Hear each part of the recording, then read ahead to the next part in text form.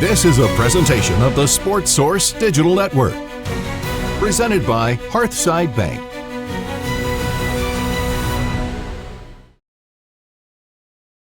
What are the 6 top moments for Tennessee football since the national championship in 1998? We'll break that down next.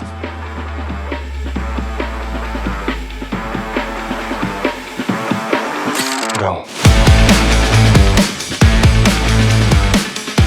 Welcome into the Games and Things Arena for a segment, a show, I guess you call it a show on YouTube, a clip for you to watch at home that we call Give Him 6.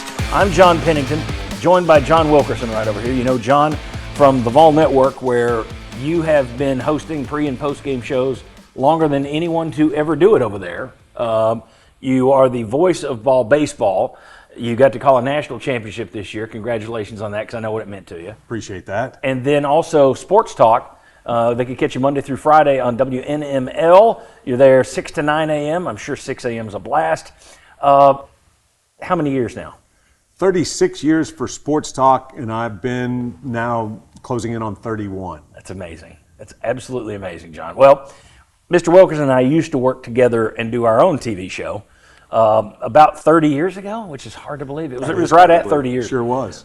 Mike Keith hosted the show, and I produced it. It was called iSports Live. It was on TNI, which was a side channel to WBIR, and then Gannett came in and killed it. But we did that show with Mike for 7 or 8 months. He hosted it, and then I took over as host, and it's like, oh gosh, I need a co-host. John and I had become friends, and then we became better friends doing that show, just because we let our own nonsense out, and that's probably what this is going to be as well. That's right. So there's you've been warned. Yes. The famous line from back then. You know, we had we shed the sweat of wisdom. Yes. And also the tears of ignorance. We cried the tears of ignorance. That's right. And I would be remiss if I didn't say hello to Steve Workman and Brian Curran. We wish you two were here, because those were two guys who worked with us on that show. Let's get into this. Give Him 6. Why are you calling Give Him 6? Look, it's YouTube. It's a countdown show. Everybody does countdowns. But all these lame people do countdowns from 5 to 1 or 10 to 1. No. We got John Ward history. We could salute that. We're going 6 to 1 every week. And we'll do this, 2-3 times a month, where we break down 6 moments, the 6 best players, whatever, in UT football or basketball history. So today's issue is going back to 1998, John. The national championship. We're taking that out. That is the beginning point for us. We start at like September 1999. If you go back to September of 99, you're kicking off the defending, your defense of the national championship.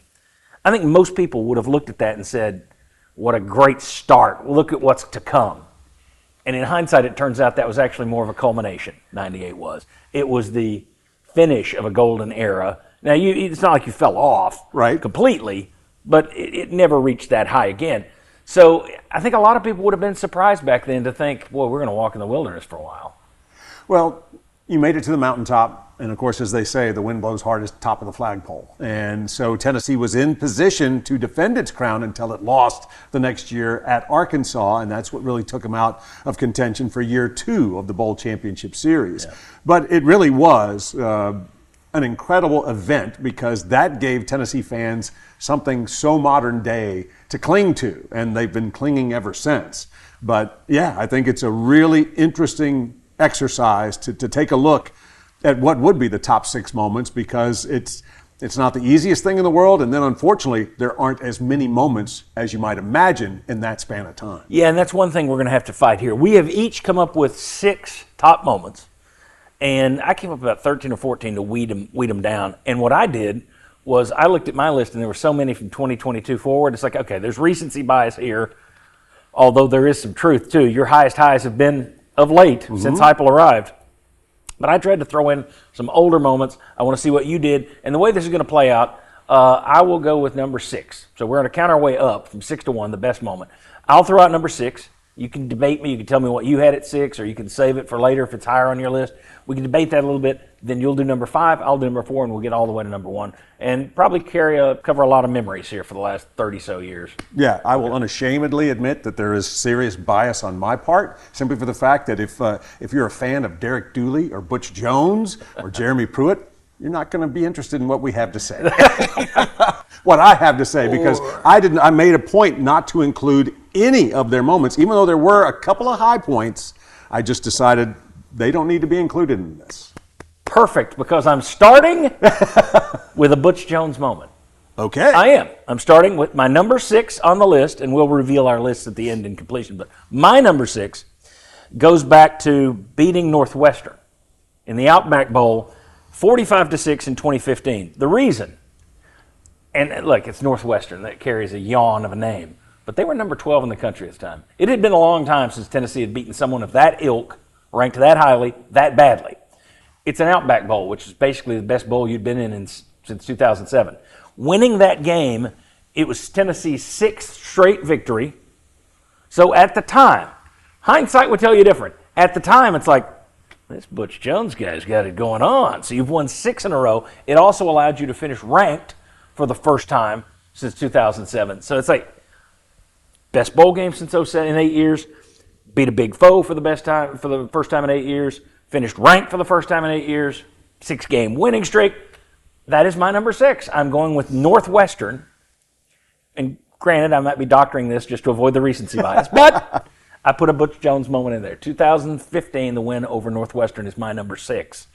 You think I'm crazy for even putting Butch Jones in here? Well, I wouldn't say crazy. I mean, you can always make an argument. One I'm not buying. A bad one. But for me, number 6 was the way you finished 2001. And, there was so much that went on. You go down to Florida and you are just wiped out. I mean, you're such a prohibited underdog. Oh, you're a massive underdog, and you're ranked in the top 5. It's That's crazy. right. So, but this was supposed to be Florida's jumping off point. They were going to win a national championship. You win that game, and then you win the East. So I'm just saying that's my number 6. But anyhow, to your point. You've got a whole different list than me, because I've got that higher. And Okay, I can see good. exactly why you would pump it up the list. But I just thought that was your step to say, look, it wasn't that long ago we did this in 98. Okay. So this is where we are still here, relevant. You win the East. That was the next time you won the East, in fact, after 98. But anyhow, in terms of what you have as number 6, I think it's valid, because that was Tennessee getting back into the conversation. It had been a nightmare and a disaster. You had lost to Kentucky with Derek Dooley. Right, And, I mean, it was such a horrible misstep for the University of Tennessee in so many ways, shapes, and form that you can still point to. I mean, it's still a very appropriate punchline for so many things. So I do think that, yes, that told you were on the right track, but I would not have had that in my top 6. Understood. And I'm guessing everyone watching will say the same thing, except Butch Jones, who may be watching in Jonesboro, Arkansas. I think that looking back, there's a couple of different ways to do this. You could do it as, these are my moments. You could do it as, these are the moments as the fans will view them. Mm-hmm. And you can also do it a little bit of how it appeared at the time, which is what I did there, as opposed to, well, we knew that didn't turn into anything, so to hell with it. So in my listing, I kind of went with where you were at the moment. But I didn't give any specific instructions. This is like the Heisman. So we could all go wherever we wanted. I thought that would make more conversation. So, okay, we have covered Northwestern in the Outback Bowl, which I think speaks to what your last 25, 30 years have been. You have mentioned the Florida game as your number 6. What is your number 5? Number 5 would be being ranked number 1 when the college football playoff rankings came out in 2022, because that was the first time that you've held a distinction like that since 98. And so for that reason, I thought that is a seminal moment, and it's one that, of course, unfortunately didn't play out the way you would hope, but still, you were atop momentarily. You were thought to be the best team in the nation. I'm not going to argue. And so that would be my number 5. If I were to argue, it would be that should be higher. Okay. In my mind. But I'm not going to argue with that. That is definitely one of the top 6. It's not a game. It's not a victory. But it is a moment. And as you say, to be back at the top of the mountain was kind of an alert to the rest of the world that, hey, they still play football down there. And it had been so many years of close but no cigar. Okay, it looks like we're going to know it didn't do it. Well, go back to the Northwestern thing. You win 6 in a row. You went on to win 11 straight games. Yes, you did. You had an 11-game win streak. So anybody that said, I knew they'd suck, no, you didn't. You win 11 straight games over 2 years. That's pretty good. And then it falls apart. And then it really falls apart the next year under Butch Jones, 4-8 or whatever. So think if he had taken the time to just pay attention to the game itself and building the program, as opposed to, hey, let me introduce this 5-star guy over here, this 4-star guy over here. Doesn't fit what you're doing offensively or defensively, but hey, he's saying yes to Tennessee. Yeah. He just got so distracted by everything that was Yeah. off camera Yeah. that's what I think sabotaged his tenure when he had the chance to do something that was memorable. Well, and you talk to people over there, they liked him when he first got there. People I've talked to thought he was a great guy. And then he expected people to say, wow, thanks for that Outback Bowl. 6-game win streak, we're ranked again, that's great. And instead they're like, so? I'm the only guy who's saying, come on, that was okay at the moment. And I think that got under his skin and it freaked him out. And I think from that point on, he was asking people to carry him off on their shoulders and beyond. So, but the fact that he was just one of those false starts. Mm-hmm. You had so many. Speaking of penalties, let's go back to that Tennessee LSU game where you think Dooley, okay, maybe he can coach after all, and it just falls apart down there in Baton Rouge with the penalties at the end of the game. You had moments where it looked like, all right, we got our act together, and it never came through. So when Heupel got here, there was a real belief that, I'll believe it when I see it. To hit number one, to be number one again, even if it was just for a week, because naturally you get handed that the week you're going to play Georgia in Athens, so it was just a bulletin board aid for them. But that was a moment that told the rest of the world, Tennessee football's back. So I agree with you. That's a good one. I would have had it higher than 5. Okay. Might have had it much higher than 5. All right, number 4. Again, I'm trying to get around the recency bias. I would argue that this was Tennessee's last great victory before Josh Heupel got here. And that's going back to 2003, the first year of the Sports Source. And we appreciate you watching the Sports Source Digital Network. Catch us Sunday at 11 on WATE6 or right here on the other YouTube channel. But we launched in 2003. And the first show I ever had Sterling Hinton on for, we would do a segment called Eat the Mascot. And in this case, we weren't going to eat an IPAS. So we had Hurricanes on the set. Tennessee went down to Miami in the Orange Bowl back in the day, and they played, I think Miami was ranked number 6th, and Tennessee beats them in a 10-6 game. No one saw that thing coming except for Sterling on our show. They win it. They win it in an old-fashioned, it was cool to watch a 10-6 game the way they won it, and you can make a case. It was one of the best coaching jobs in a game of Philip Fulmer's entire tenure. To win that game the way they did, to me, that one ranks up there. My number 4 moment of the last, whatever it is, since 1998, I got the Miami win down there because it took you until Heupel got here to win another game of that magnitude, go on the road, beat somebody's ass that was that good a team. And they were soldiers, if you remember. Kellen Winslow made that clear after the game. Only care about this, you. Yeah. So I had Miami number 4. Not on your list? Not on my list. For me, it was much more recent. In fact, it was this past season's win over Alabama would be my number 4. Okay. And that's just simply for the fact that you made it back-to-back wins at home against the Crimson Tide after snapping the 15-game losing streak. So that was just to say, we got you 2 years ago. We got you again. See, there's something to this. But I also would go to that one. I think is so worthy of consideration because of all the things that you're talking to. Just the way that Tennessee performed, the way they won. Because you can't help but think you go down there that they're just going to at their home where I think they had just lost the week before at Virginia Tech. I think. Yes. So but they still like the nation's second longest or longest winning streak. Longest winning streak, and they had just lost the week before, which at the time I remember thinking, oh, now they're just going to be pissed off. Exactly. Now they're just going to be mad.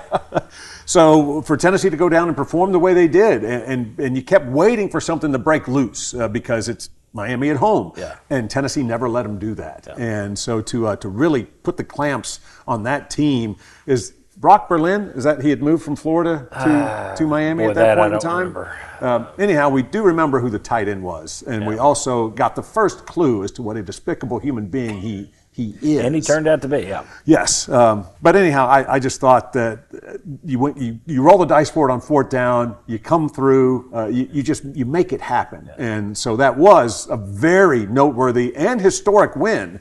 It's just not in my top 6. Scored an end around, if I Yes, recall that's correctly. right. Yeah. So I just thought that was a really well-coached game from Philip Fulmer. And again, you didn't have another win like that. I threw out Northwestern. That was as close as you came to something like that. You didn't have a win like that from 2003 to about 2022. So you went 20 years without that kind of a win. So that one's way up there for me. I didn't have the 2024 Bama win on my list. It is a deserved consideration, of course. I just didn't have it there simply because, well, you beat. It's the opposite. You're saying, see, we could do it again. I look at it, it's like, well, you already did that. I'm the guy who would have been sitting in the stands over there going, why are you rushing the field again? Yes. Get off the field. So it's a great moment, great win anytime you beat Alabama. But to me, it didn't make my cut. I mean, I'm not going to put that over Northwestern. Okay. All right. So Nobody just beats the Wildcats. nobody beats Northwestern. Nobody puts Northwestern in a corner. All right. So I had Miami. What do you have? That's 6-5-4. Yes. What's your number 3? Let's see, for my number 3, that would be the victory over Clemson in the Orange Bowl. Just the way you capped the season. Now, granted, that was the year where you were number 1 in the college football playoff ranking. That's where you were when you're so close to getting your quarterback to New York as a Heisman finalist. But unfortunately, there's the trip to Columbia, South Carolina. Things went sideways. And the Gamecocks... Including his knee. Yeah. And then the Gamecocks reigned not only on Tennessee's parade, but also Clemson's parade. Yep. So for those two teams to be the ones that square off, I just think for Tennessee to go back to a major bowl, like the Orange Bowl, and to perform the way they did and win, I thought it was so convincing the way they took care of business and met the opportunity. I just thought that got you to 11 wins. That let you know that indeed you were dealt a significant blow with the injury to Hendon Hooker, but you survived it. You finished strong and you capped it with a very special moment. So the elite status of the bowl appearance, as well as the victory to get you to 11 wins, that's to me why it deserved number 3. I had it number 5 on my list, but it's definitely on there because of all the reasons you just said. The fact that, you could, let's see, that was the biggest bowl. Now, you had played a Cotton Bowl in 2004, but that was kind of when the Cotton Bowl had dipped a little. It was not back part of the New Year's Six and all that stuff. So this was your first major bowl game since the back-to-back Fiesta Bowls in 98, 99, the Orange Bowl in 97.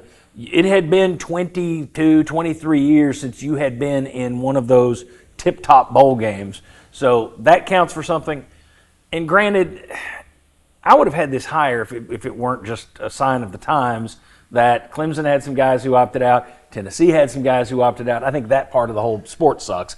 But the fact that you did with what you had and with what they had left, you took on and beat a team that had won a couple of national titles, a team that you recruit against a little bit because you're trying to get more and more into North Carolina.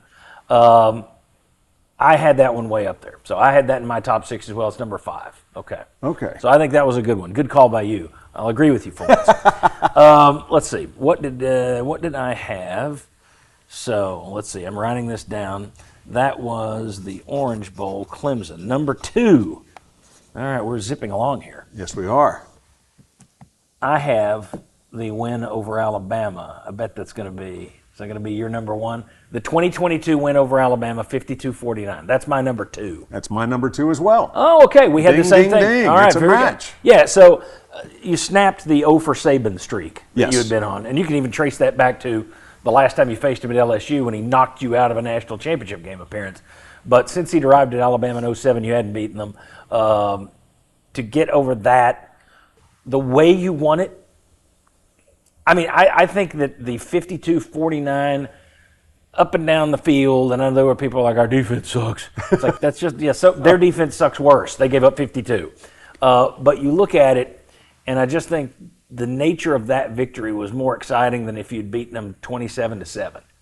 I think it was more heartbreaking for them.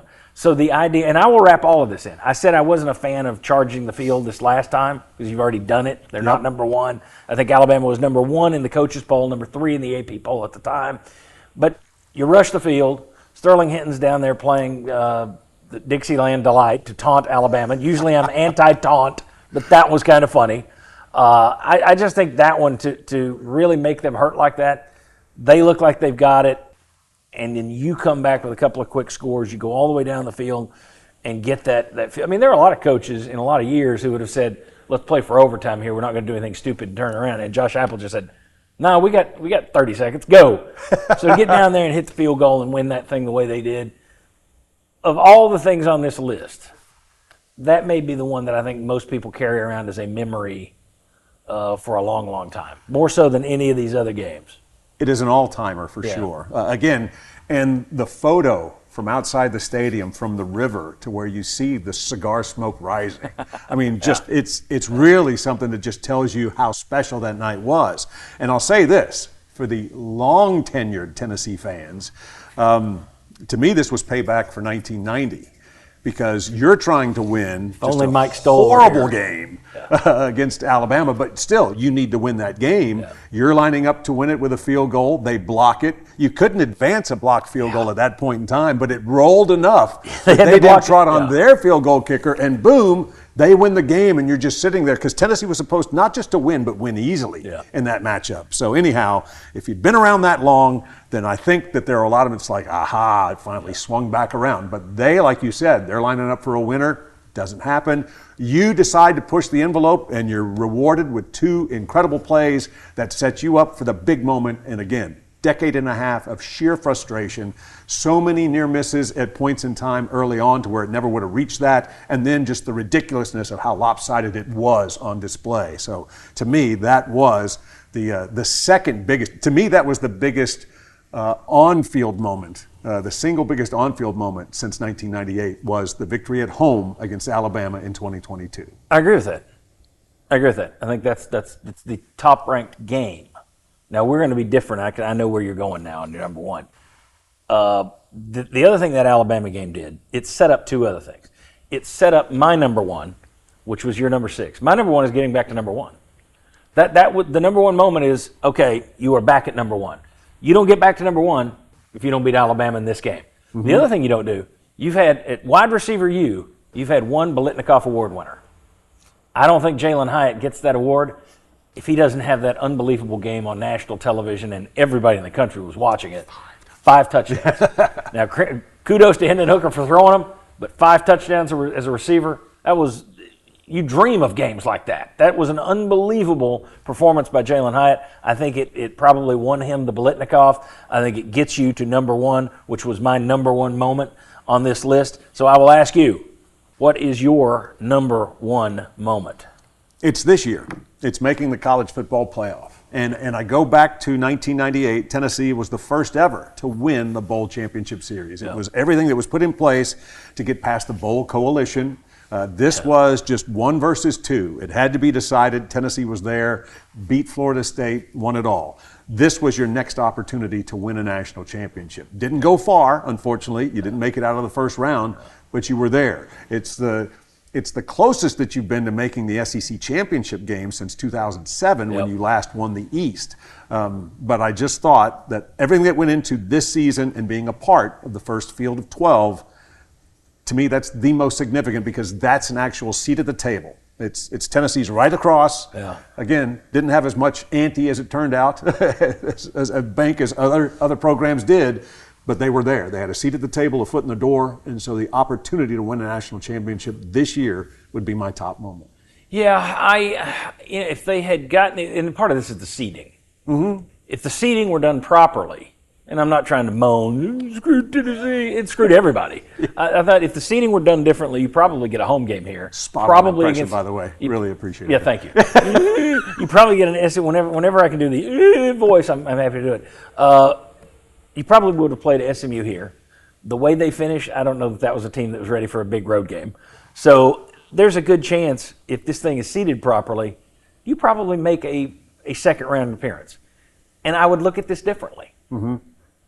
But the way it went out, it's like, okay, there are 12 teams that get in. So I see where you get, and you're right. It is a seat at the table. That's the perfect way to say it. To me, it kind of goes hand in hand. You could either go with number one, making number one in the country again and telling everybody you're back, or this because you're getting a legitimate shot at it. Those two are so similar, and they're probably our only 2 off-field moments, I think. Yeah. Those are only 2. Well, for me, I had number one earlier in my rankings. Right, yes. 2. Yeah, but what I'm saying, those were the only 2 that we had on correct. this whole list. Yes. So, to me, it's just the fact that it didn't go anywhere hurts it. The fact that 11 other teams got it. 12 is pretty big. So to be one of 12, yes, it's fantastic to get in, but it's not like one of 4. This would actually be, here's the thing, if you'd had this set up 2 years earlier in 2022, Josh Heupel would have gotten you into the playoffs twice now. That's right. Because you'd have been in 2 of the, so, and I think people who don't like Josh Heupel, the people that still are on the message boards, he's just a Conference USA coach. You know, like that voice? Okay. I do. Those people, those guys couldn't say that because he would have been in the playoff 2 or 3 years. So to me, I'm more impressed by the fact that you reached all the way to number 1 in the rankings than I am the playoff. But I'm not going to debate too hard. That's chicken or the egg. I'm not really. Did you get to the playoffs because the number 1 announced you're back? Or that I'm not really. I'm not going to argue with you too much on that one for once. Well, and again, I do think that's very valid because you are, again, at that point in time, thought to be the best in the land. That's how you showed up at number 1 in that initial college football playoff ranking. So I do think that it's worthy of the spotlight and it's worthy of inclusion.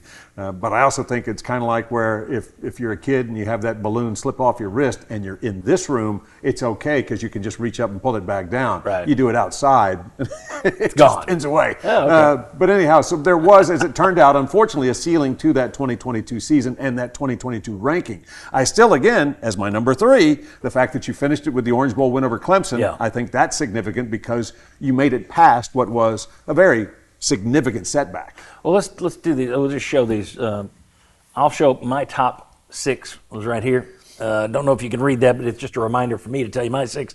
Number 1 was reaching number 1. Number 2 was beating Bama in 2022. My number 3 was beating Florida in 2001. That was just, you had a shot. Again, I looked at these as what happened at that moment. And at that moment, you're going to beat LSU. You're going to go to the Rose Bowl. You're going to play Miami.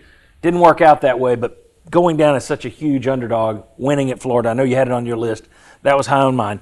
Beating Miami in 2003 simply because maybe the last great victory of the Philip Fulmer era, one of his best all-time coaching jobs, and the best win Tennessee had for 20 years.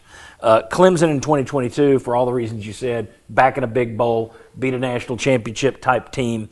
And then I had, this is the one that everybody's going to scream at, Butch Jones. For no other reason. It has nothing to do with the season, or it's just I had to get Butch on here.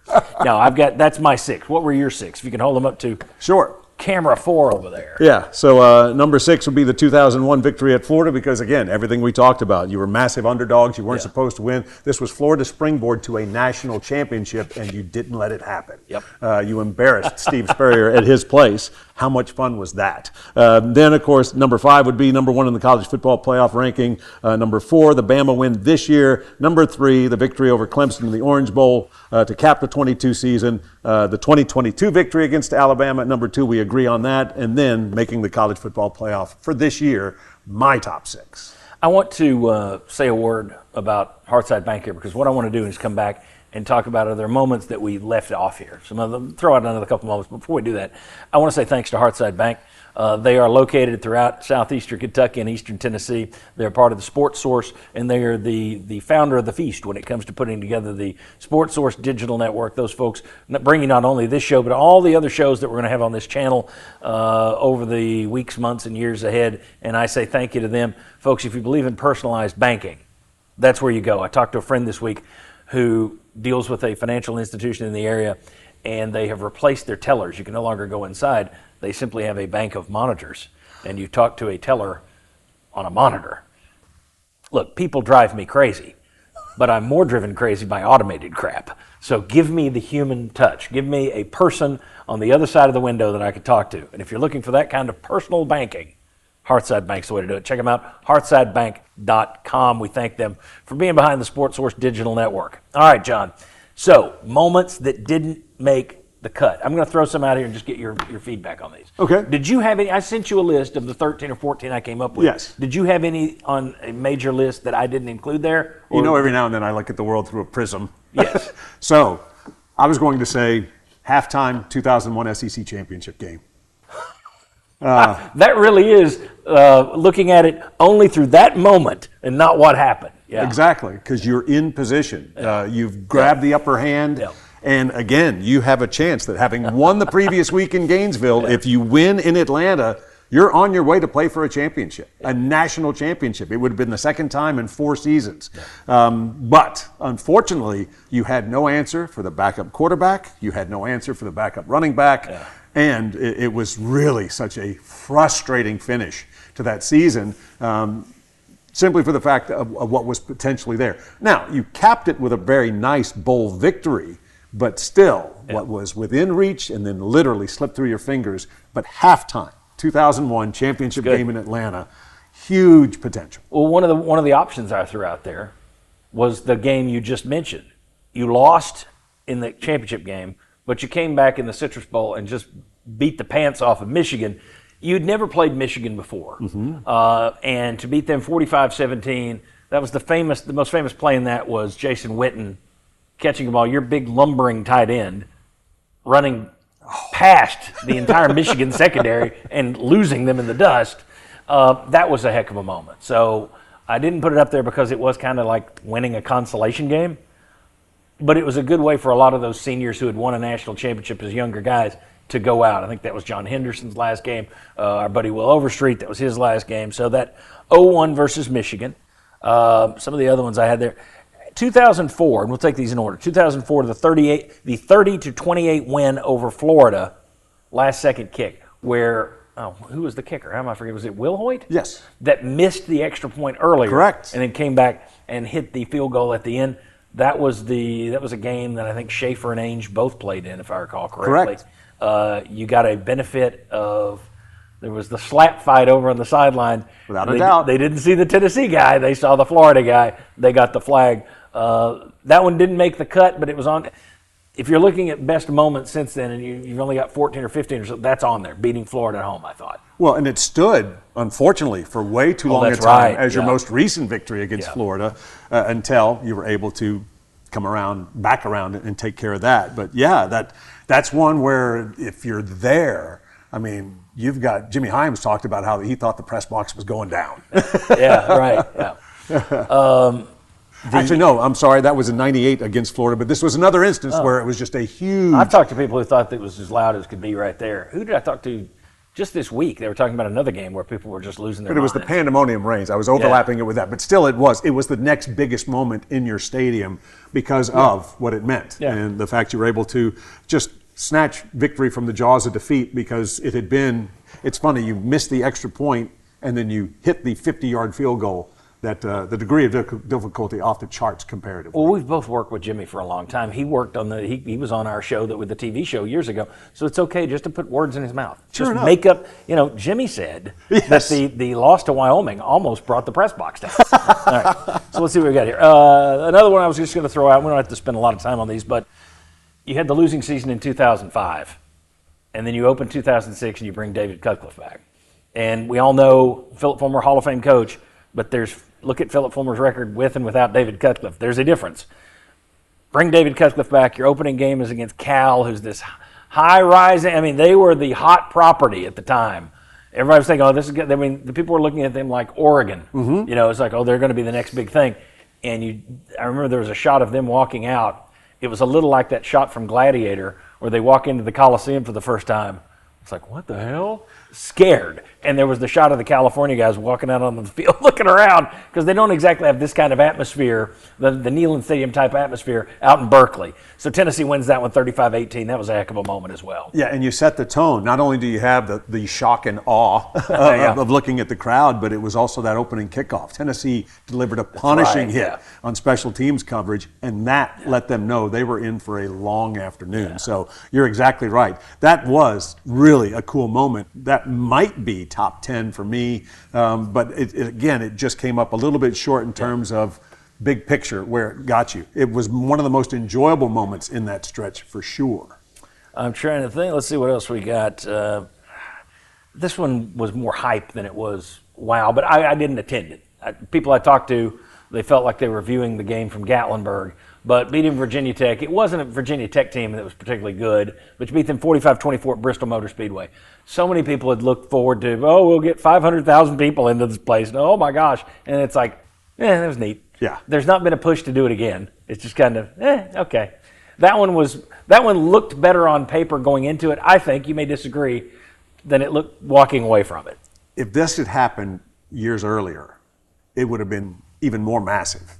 You appreciate the undertaking because it is the opportunity to set records and do things. Yeah. So to reshape the venue, which as you found out had been done before for an NFL exhibition game way back when, preseason. Yeah. But anyhow, it just hadn't happened in a while. But I know when it was Sports Talk, Mike Keith's show, we took so many calls. And for me and Jimmy, when we started our tenure, from Virginia Tech fans. And it's like, oh, it's a shame that we can't, get this to happen. Yeah. But if you had been able to take at that point in time where both when were they were both good. Yeah. Yes, that would have been massive. Yeah. So that was one that, because it was so unique, it's a very cool moment. Yeah. And I think it's one that people still have apparel from. And I guess some players still have their ring. Yeah, that's right. I'd forgotten that. Got a ring for the Bristol Bowl, if you call it that. All right, 2016, the game that snapped the long streak against Florida, 38-28, Tennessee wins it. There were a lot of people who were losing their minds at that game because you finally broke the streak. In hindsight, it's just kind of there. I think there are other Florida games that meant more, but you got to put it on the list. Yeah. You may view it better than I do. And if you were talking highlights, I mean, in fact, radio calls, that one's really get you some of that Jalen Tabor.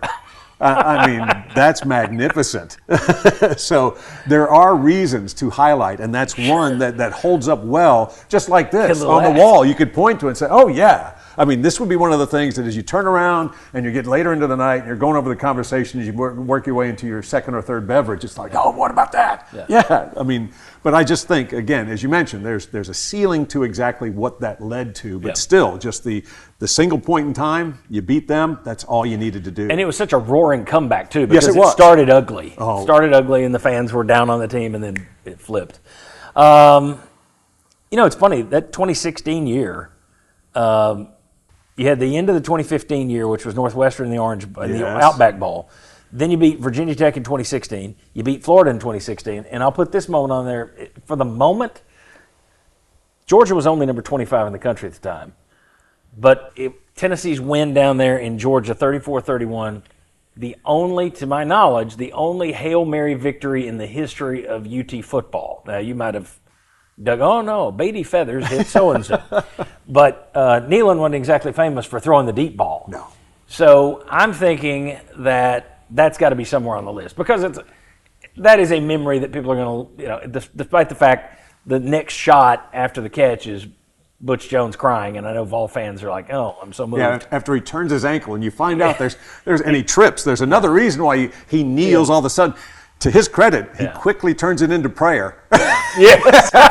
So I'll just say, I'm down here, I better come up with something, and he did. So that is the closest Butch Jones moment. That is the closest non-Philip Fulmer, non-Josh Heupel moment to making my top 6. Okay. And that's just because it was such a cool event. I mean, you just think all is lost, even though, again, it's not the greatest thing that you're going to rush the field after winning at their place for number 25, but still. The fact that you get to see that clip now every year, and it's, again, such an amazing moment to highlight what was Josh Dobbs and what he meant to Tennessee. And Juwan Jennings, who's turned into he had that dog in it. They both gave their heart.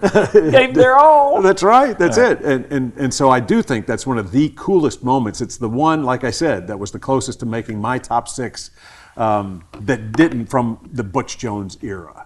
Ahead of that magnificent Outback Bowl. What do you think?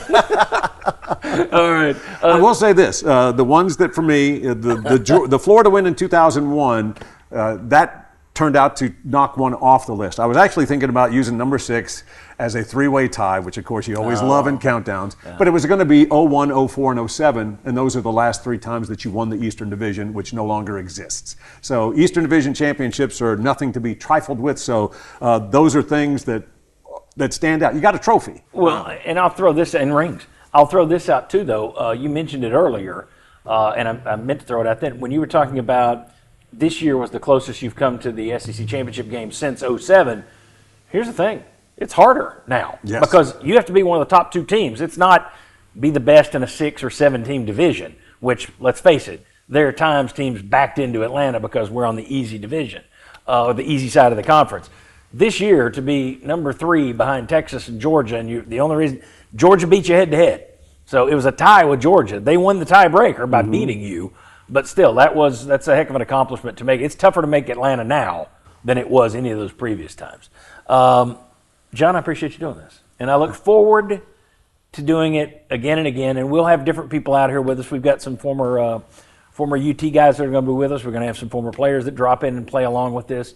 And we've got another show that we're going to be working on, the two of us, but very much heading down the UT memory lane stuff. So for all the geezers out there who enjoyed this, thank you. One geezer to another, it's great working with you again, man. Well, great to be here, and without a doubt, tears of ignorance, sweat of wisdom, for all of it.